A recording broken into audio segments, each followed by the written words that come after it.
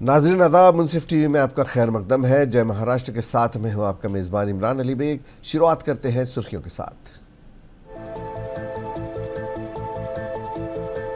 Chief election commissioner ने महाराष्ट्र में social media पर फर्जी खबरों के खिलाफ सख्त कार्रवाई पर दिया जोर। कमीशन ने रियासत में असेंबली इंतखाबात की तैयारियों का लिया जायजा।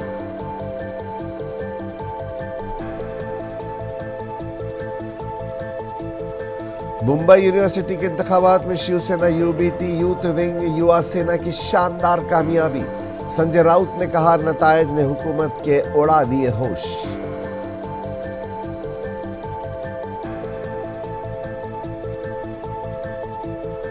मुंबई में दहशतगर्दाना हमलों का खतरा, अलर्ट जारी। पुलिस की जानिब से तमाम अहम मकामात पर बढ़ा दी गई सिक्योरिटी।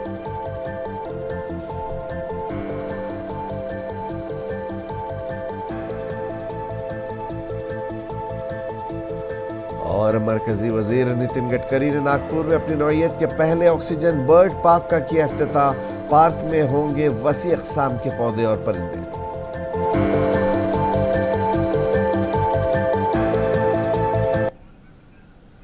और आपको सीधे लिए चलते हैं मुंबई, जहां पर chief election commissioner press conference से खिताब कर रहे हैं। एनसीपी पार्टी का जो मुद्दा था वो बहुत चर्चा में था। ट्रम्पेट चिन्ह जो है उसको लेके, सिंबल को लेके बहुत चर्चा हुई थी। जो वोट्स इलेक्शन में मिले थे ट्रम्पेट को, वो बहुत ज़्यादा मिले थे। हालांकि अभी एनसीपी अजित पवार गुट हो या शरद पवार गुट हो, उनके सिंबल का अभी तक निर्णय नहीं हुआ है। इसके बारे में क्या अपडेट्स है? Please, gentlemen. Sir, this is Sanjay Sok from INS News. Just one question. You made a mention about the urban apathy. Apart from that, what are the other factors listed? What I've gathered from the state electoral officer is that the migration, basically, then also in the industrial and the slum areas, people prefer to have a daily wages, so they may not go for a voting. So how these issues are going to address? It's a very important. Yeah, and sir, just very important question. Because as you rightly said, the government has to follow with the compliance report with regard to your directives with the shifting, transfers and promotions.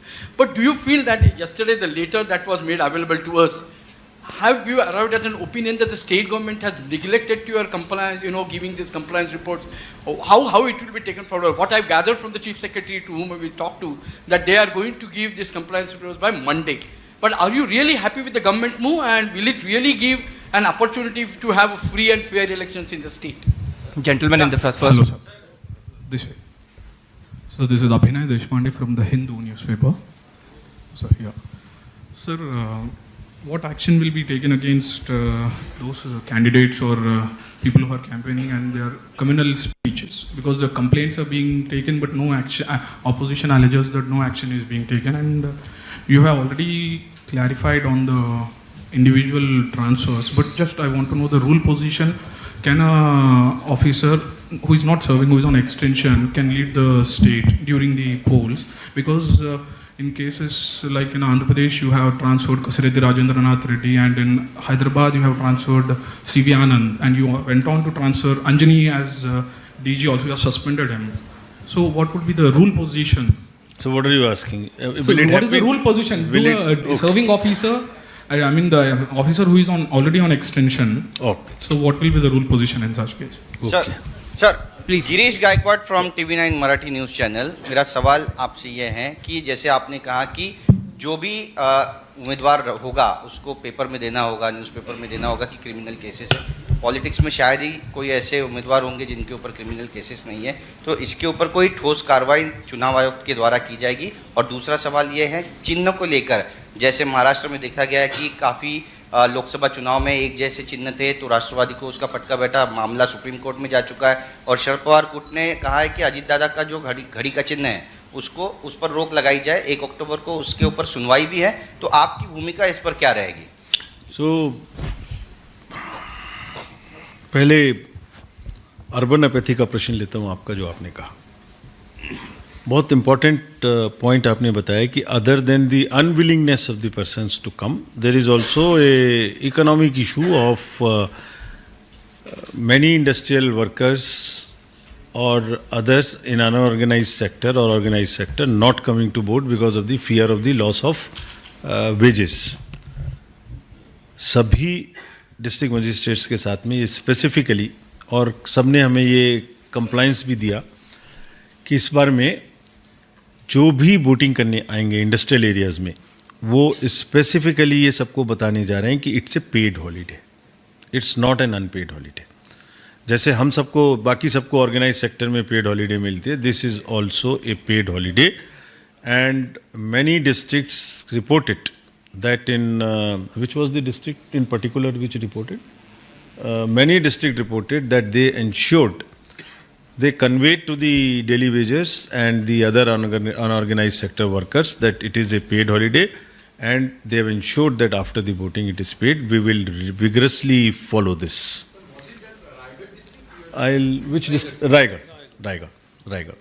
And that model has been told to everybody to follow. And needless to say that they are on their own way, they must follow this. So this is done. Transfer list and satisfaction about, and the rule position. So the rule position is that once the elections are announced, every government servant related to the election duty, whom we craft for elections, we are just 700 to 800 persons in the election commission. And during the general elections, how much we became, we told many times on the newspapers, 1.5 crores. Everybody comes under, and everybody comes under our control, is supposed to be on deemed deputation to the election commission. Therefore, rule position is that they all are on deemed deputation, and we can deal with them in terms of the whatever after deputation it means. तो ये बराह रास्त तस्वीरें आप मुंबई से देख रहे थे, जहां chief election commissioner press conference कर रहे थे। वो मुख्तलिफ सवालात के जवाब दे रहे थे। सहाफ़ियों ने उनसे कम्युनल स्पीच के ताल्लुक से सवाल पूछा, और वो जो कैंडिडेट जिनके ऊपर क्रिमिनल केसेस हैं उनके ताल्लुक से कमीशन क्या फ़ैसला करेगा, और साथ ही मुंबई में सिंबल यानी निशान का एक बहुत बड़ा मसला है, इस ताल्लुक से अभी वो जवाब दे रहे थे। बहरहाल बढ़ते हैं आगे। Chief election commissioner Rajiv Kumar ने महाराष्ट्र में सोशल मीडिया पर फर्जी खबरों के खिलाफ सख्त कार्रवाई पर जोर दिया है। इलेक्शन कमिश्नर्स ज्ञानेश कुमार और एस सिंधु के साथ महाराष्ट्र में इंतखाबी तैयारियों का जायज़ा लेते हुए राजीव कुमार ने रियासती पुलिस अफसरान को इस साल के शुरू में लोकसभा इंतखाबात के दौरान रियासत में दर्ज इंतखाबी जराइम की तहकीकात को तेज़ करने की हिदायत की। इलेक्शन कमीशन महाराष्ट्र में इंतखाबी तैयारियों का जायज़ा लेने के लिए मुंबई में है। उन्होंने ज़िले इंतखाबी अफसरान, police superintendent, police commissioners, divisional कमिश्नरों और रियासती हुकूमत के दीगर सीनियर अफसरान से मुलाकात की। चीफ इलेक्शन कमिश्नर ने वाज़ेह किया कि सोशल मीडिया पर फर्जी खबरों को गालिब नहीं होने दिया जाएगा, और हुक्काम को हिदायत की कि वो इस लानत के ख़िलाफ़ फ़ौरी रद्द-ए-अमल और कार्रवाई को यकीनी बनाए। उन्होंने DEOs को तमाम इंतज़ामात का जायज़ा लेने के लिए ज़ाती तौर पर पुलिंग स्टेशनों का दौरा करने की हिदायत दी। तो प्रेस कॉन्फ्रेंस अभी जारी है। हो सकता है कि आज महाराष्ट्र के इंतखाबात की तारीखों का ऐलान कर दिया जाए। बढ़ते हैं आगे। A brief of what happened, why we came, where we met, और लास्ट 2 दिन में हमने क्या किया। सर्वप्रथम हमने सभी राजनीतिक दलों से मुलाकात की, जिसमें सभी नेशनल पार्टीज थी, रीजनल पार्टीज थी। सभी स्टेक होल्डर से मुलाकात की, जिसमें सारी एनफोर्समेंट एजेंसीज, जिनके बारे में मैं विस्तृत रूप से आपको बताऊंगा, all the district magistrates, commissioners of police, chief secretary, DGP, all the senior officers who are responsible for creating facilities at the polling stations and also making arrangements. We met all. We directed everyone about what is expected of them. So let me first start with the political parties. We met BSP, AAP, CPIM, Indian National Congress, NPP, MNS, NCP, NCP SP, Shiv Sena UBT, total 11 parties. तो parties ने हमसे क्या कहा, पहले मैं ये आपको बताता हूं, so that what they wanted from us. सभी पार्टीज ने ऑलमोस्ट पहले तो ये कहा कि दिवाली और देव दिवाली और छठ की फेस्टिविटीज हैं, काफी फेस्टिवल सीजन है आगे, तो उसको ध्यान में रखकर ही चुनावों की घोषणा डेट्स की जाए।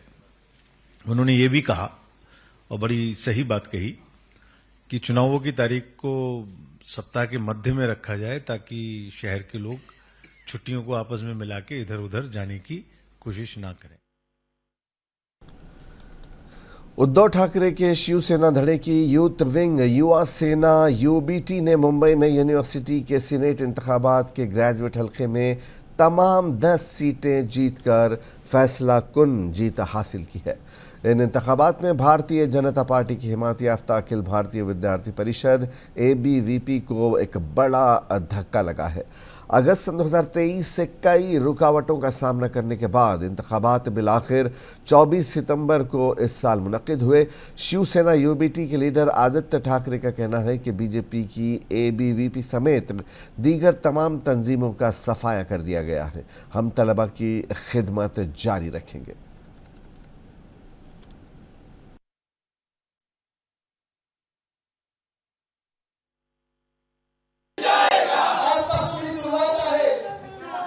आपला विजयाचा गुलाल जो आपण उधळलेला आहे, मातोश्रीच्या अंगणात असेल, कराडच्या अंगणात असेल, शिवसेना भवनाच्या अंगणात असेल, हाच गुलाल ज्या दिवशी विधानसभेचे निकाल येतील त्या दिवशी देखील आपल्याला उधळायचा आहे। त्या तयारीने तर हा जो विश्वास मतदारांनी आज शिवसेना उद्धव बाळासाहेब ठाकरे पक्षावर दाखवलेला आहे, हाच विश्वास पुन्हा एकदा महाविकास आघाडीवर आणि उद्धव बाळासाहेब ठाकरे ह्या नावावर, ह्या व्यक्तीवर विधानसभेत देखील दाखल्याशिवाय राहणार नाही ही मला खात्री आहे। मी आपल्या सर्वांना शुभेच्छा देतो। प्रत्येक मतदाराला आणि आपले जे सेंटर प्रमुख होते, ज्यांनी ह्या पूर्ण सिस्टममध्ये काम केलं, तर सगळ्यांचं मनापासून अभिनंदन करतो, त्यांचे आभार मानतो आणि आता जे काम मोठं आहे याच्यापेक्षा त्याच्यासाठी शुभेच्छा देतो। धन्यवाद। जय हिंद, जय महाराष्ट्र। विधानसभा चुनाव के पहले मुंबई यूनिवर्सिटी के इंतखाबी नताइज पर उधर शिवसेना यूबीटी लीडर संजय राउत ने कहा कि पार्टी के तमाम 10 उम्मीदवारों ने शानदार कामयाबी हासिल की, जबकि 9 उम्मीदवारों ने तो कोटे से भी ज़्यादा वोट हासिल किए। संजय राउत ने कहा कि इन इंतखाबी नताइज से जाहिर होता है कि महाराष्ट्र का नौजवान न सिर्फ शिवसेना के साथ खड़ा है बल्कि हुकूमत के खिलाफ बरहम भी है।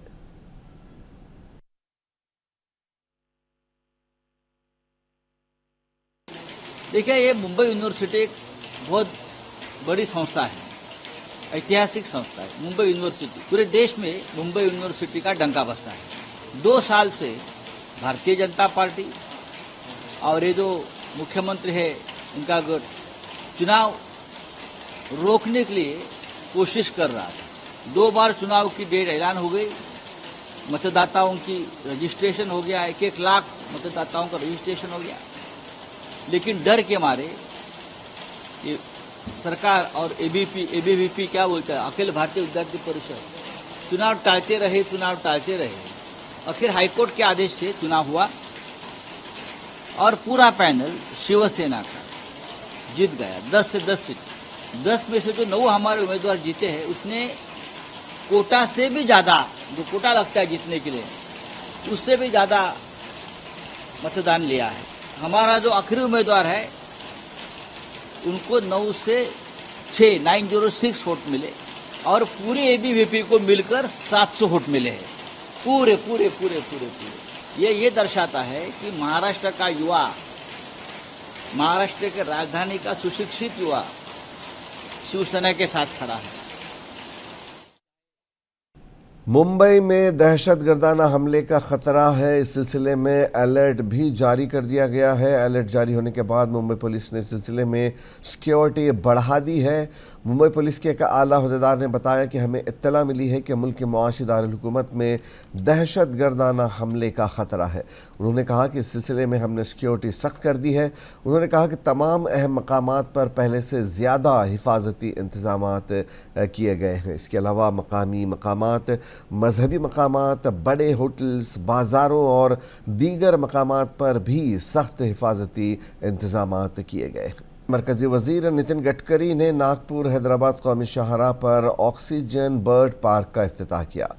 National highways authority of India ने नागपुर में अपनी नौइयत का पहला ऑक्सीजन बर्ड पार्क बनाया है, जिसे वस्ती हिंदुस्तान में पाए जाने वाले परिंदों की वसी अक़साम और पौधों को जहन में रखते हुए डिज़ाइन किया गया है। ये पार्क मरकज़ी वज़ीर नितिन गडकरी के दिमाग की इख्तिरा है, जिन्होंने इलाकाई अफसर नागपुर को हिदायत की कि वो वस्ती हिंदुस्तान में पाए जाने वाले परिंदों की वसी अक़साम का मुशाहिदा करने के लिए उसे NHAI की ज़मीन पर तैयार करे।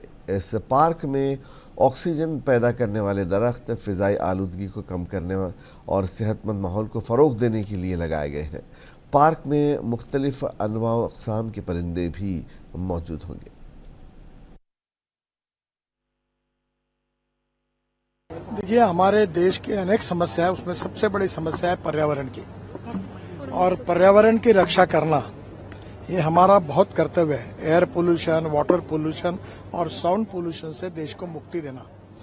दिल्ली जैसे शहर में विशेष रूप से कितना पोल्यूशन बढ़ा, उसका हेल्थ के ऊपर कितना परिणाम हुआ। एक रिपोर्ट में कहा गया कि 10 साल उनका जीवन कम हो गया। तो ये ऐसा पार्क है, यहाँ सीनियर सिटीजन, दिव्यांग बच्चे आएंगे, खेलेंगे। अच्छा रेस्टोरेंट भी बना हुआ है, और विशेष रूप से सबसे बड़ा फायदा ये है कि यहाँ वो आने के बाद ऑक्सीजन लेंगे, क्योंकि यहाँ की हवा बहुत शुद्ध है और अपने घर के तरफ की हवा बहुत फर्क है। दूसरी बात, ये बर्ड अलग अलग प्रकार के आएंगे, वो तालाब भी बनाए हैं, और यहाँ फ्रूट्स के पेड़ है। हमारे फ्रूट्स ह्यूमन बीइंग, इंसान नहीं तोड़ सकता, ये केवल बर्ड्स के लिए रखे हैं। तो प्रयास है कि दुनिया भर के बर्ड्स यहाँ आए। जैसे मुंबई में रशिया से बर्ड्स आते हैं तालाब में। धीरे धीरे हमारे यहाँ भी इच्छा रही कि कैसे करेंगे कोशिश उसके लिए कि पूरे अलग अलग बर्ड्स यहाँ आए, लोग यहाँ आए, ऑक्सीजन लें और उनका स्वास्थ्य अच्छा बने। ये एक NHAI ने पहल की है। ये यहाँ सूर्य सोलर पावर है, ये पूरे एक कॉफी शॉप रेस्टोरेंट है, और उसके साथ साथ बच्चों के लिए खेलने की जगह है, और यहाँ कार्बन डाइऑक्साइड ज़्यादा लेने वाले। नांदेड़ ज़िले के तालुका देगलूर में बीजेपी की जानिब से जायज़ा इजलास मुनक़िद किया गया। नांदेड़ ज़िले के रुकन राज्यसभा मेंबर व साबिक़ वज़ीर अशोक राव चौहान मेहमान ख़ुसूसी थे। इस मौके पर बड़ी तादाद में लोगों ने मुख्तलिफ़ पार्टियों को छोड़कर बीजेपी में शमूलियत इख्तियार की। इस मौके पर अशोक चौहान ने जलसे से खिताब करते हुए कहा कि नांदेड़ लोकसभा की ज़िमनी इंतखाबी सीट पर बीजेपी कामयाब होगी। उन्होंने कहा कि नांदेड़ से सभी असेंबली हलकों में हम कामयाब होंगे।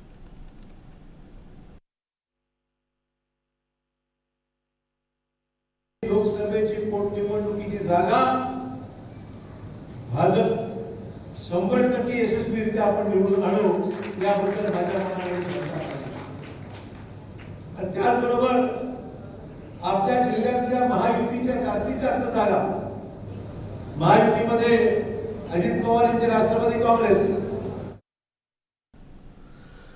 शिवसेना UBT के लीडर आनंद दुबे ने कोल्ड प्ले के टिकटों की मुबैना ब्लैक मार्केटिंग की जांच का मुतालबा किया है। उन्होंने कहा कि जनवरी सन 2025 में नवी मुंबई के DY पाटिल स्टेडियम में कोल्ड प्ले बैंड का एक प्रोग्राम मुनक्किद होने जा रहा है, जिसके टिकटों की फ़रोख्त की जिम्मेदारी बुक माई शो नामी कंपनी के पास है। आनंद दुबे ने कंपनी के हवाले से कहा कि तमाम टिकट 3 सेकंड में बुक हो गए।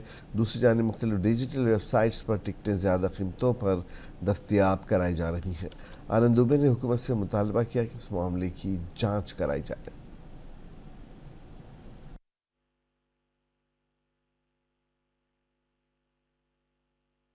2025 जनवरी महीने में नई मुंबई के DY पाटिल स्टेडियम में कोल्ड प्ले बैंड का एक बहुत बड़ा इवेंट होने वाला है, जिसमें हजारों लाखों की तादाद में युवा सहभागी होना चाहते हैं। युवाओं ने सोचा कि ये टिकट खरीदा जाए। टिकट बेचने की जिम्मेदारी, उसकी व्यवस्था करने की जिम्मेदारी बुक माई शो एक कंपनी जिसके पास है। जब युवाओं ने लाखों की संख्या में टिकट खरीदना चाहा तो 2-4 सेकंड में ही बुक माई शो का जो वेबसाइट है वो क्रैश हो गया, और बुक माई शो ने कहा कि हमने सारे टिकट बेच दिए। जबकि हकीकत यह बताई जा रही है कि बहुत सारे दूसरे डिजिटल प्लेटफॉर्म हैं, दूसरे वेबसाइट हैं, जहां अभी भी टिकट 5 गुना 10 गुना ज़्यादा महंगे दामों पर कालाबाजारी के थ्रू बेची जा रही है।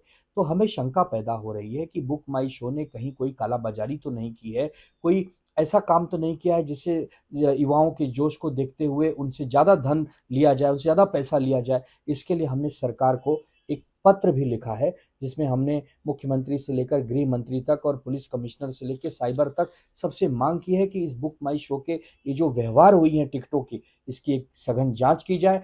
क्योंकि ऐसा ना हो जाए कि हमारे युवाओं के जोश को कोई छल रहा है। ठीक है, कोई बड़ा ब्रांड हमारे देश में आ रहा है, कोई कला और साहित्य के नाम पर कोई परिचय देने वाला है, कोई जोश और उत्साह भरने वाला, उसका हम स्वागत करते हैं। लेकिन लाखों की तादाद में हमारे देश के युवाओं को कोई छले ना, ये भी हमें ध्यान रख। महाराष्ट्र के नांदेड़ जिले के नेरली गांव में आलूदा पानी पीने से 300 से जायद अफराद की सेहत बिगड़ गई है। प्राइवेट और सरकारी अस्पतालों में मरीजों का इलाज जारी है। 5 अफराद की हालत तशवीशनाक बताई जा रही है। मरीजों को नांदेड़ के सरकारी और निजी अस्पतालों में दाखिल कराया गया है।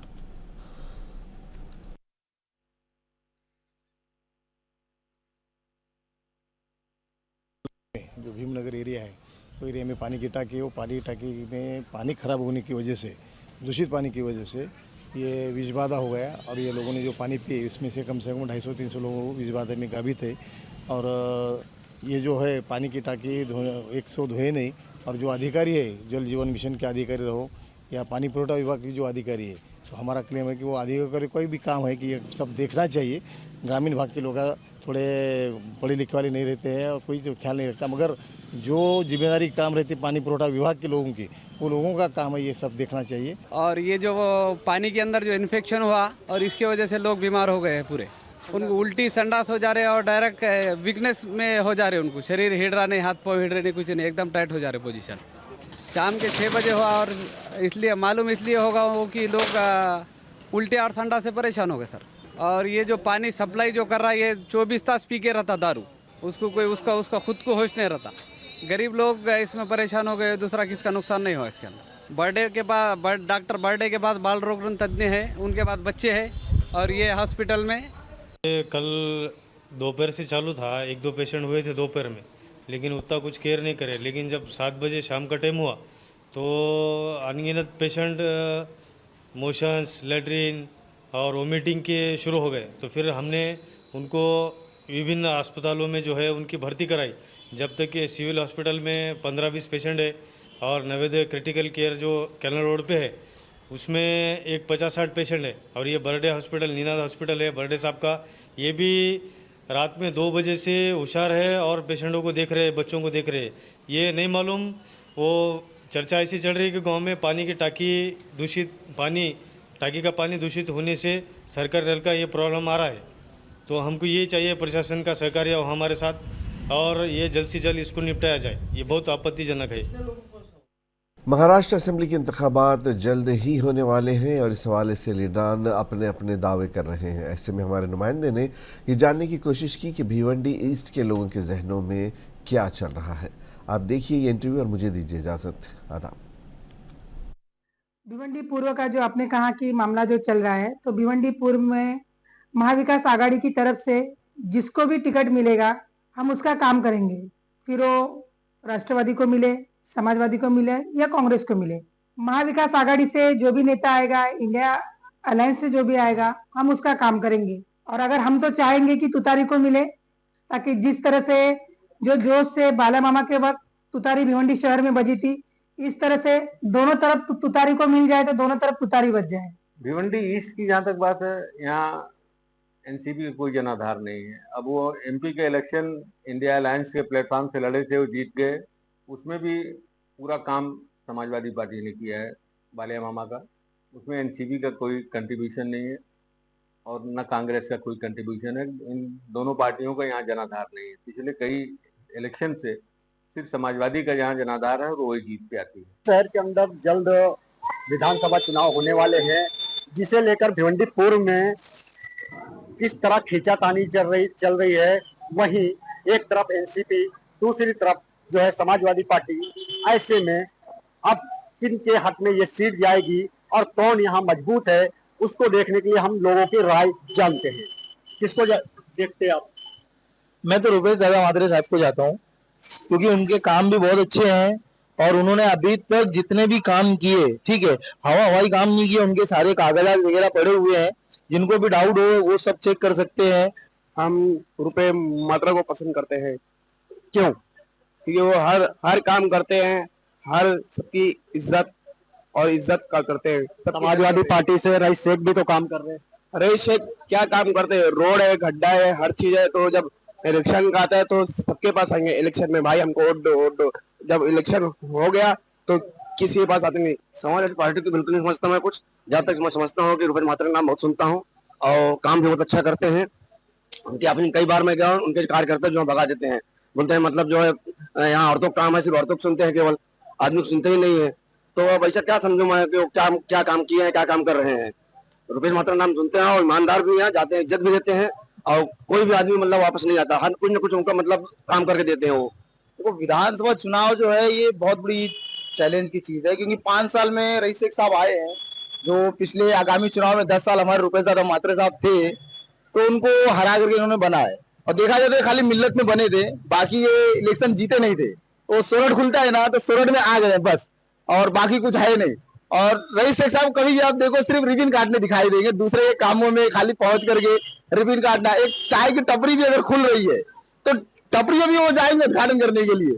रोड का काम है कि नहीं है, क्योंकि अगर काम हुआ है, मैं बोलता हूँ कि खंडवाड़े में आज भी चले जाओ तुमको रोड वैसे ही दिखाई देगा। शांति नगर का काम इनके आने के पहले स्टार्ट हो, आज तक शांति नगर रोड बन रहा है। अब माशाल्लाह कब तक बनेगा देखो, सऊदी बनाने वाले हैं कि अमेरिका बनाने वाले हैं, ये अब रईस शेख साहब डिसाइड करेंगे। ठीक है, मैं तो फिलहाल नहीं चाहता कि रईस शेख साहब जैसा इंसान भिवंडी शहर को कभी ऐसा आमदार मिले, जो सिर्फ बैनर में, फोटो में, रिबिन काटते हुए लोगों की सिर्फ ये सब में दिखाई दे। और रईस शेख साहब देखो, हमको चाहिए भिवंडी का वासी जो भिवंडी में रहता हो। रईस शेख साहब 2 दिन बैठते हैं, बाकी दिन